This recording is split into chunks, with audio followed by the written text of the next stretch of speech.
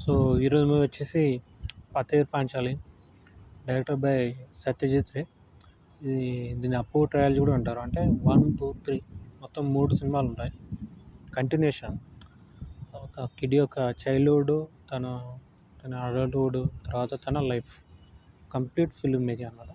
ఒక హ్యూమన్ యొక్క కంప్లీట్ లైఫ్‌ని చూపించే ప్రయత్నం చేశారు.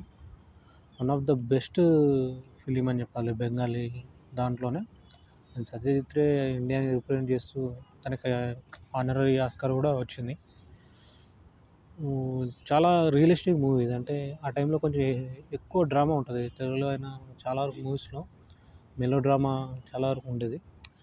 ఇట్లాంటి సినిమాలో కొంచెం చాలా వరకు రియలిస్టిక్‌గా ఈవెంట్స్ అన్నీ రియల్‌గా జరుగుతూ ఉంటాయి. ఆ మూమెంట్స్ అన్నీ ఈరోజు ఇలా ఉంటుంది, నెక్స్ట్ డే ఒక సీజన్స్ తర్వాత ఇలా జరగవచ్చు, ఆ సీజన్ తర్వాత ఇలా అయిపోయి ఉండొచ్చు, అలా లైఫ్ మూవ్ అవుతూ ఉంటుంది.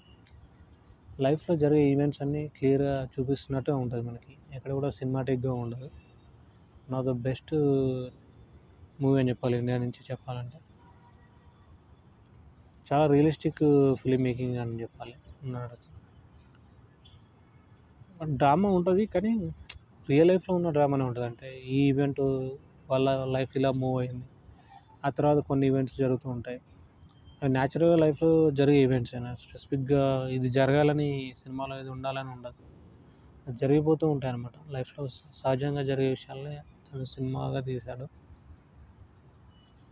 ఒక different kind of film making ఇది. చాలా డిప్రెసివ్గా ఉంటుంది, చాలా జాయ్ఫుల్గా ఉంటుంది కాంబినేషన్ అనమాట.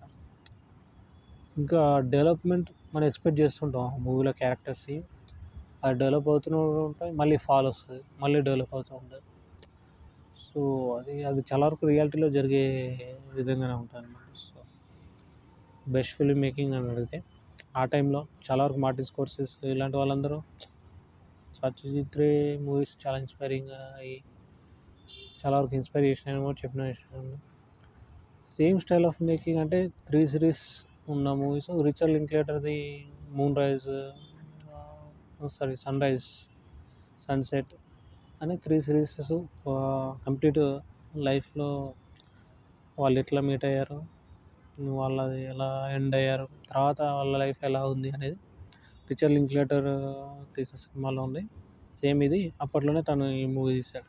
అప్పుడు ట్రయల్జీ అని 'పతేర్ పంచాలి' చాలా బాగుంటుంది మూవీ. రైట్.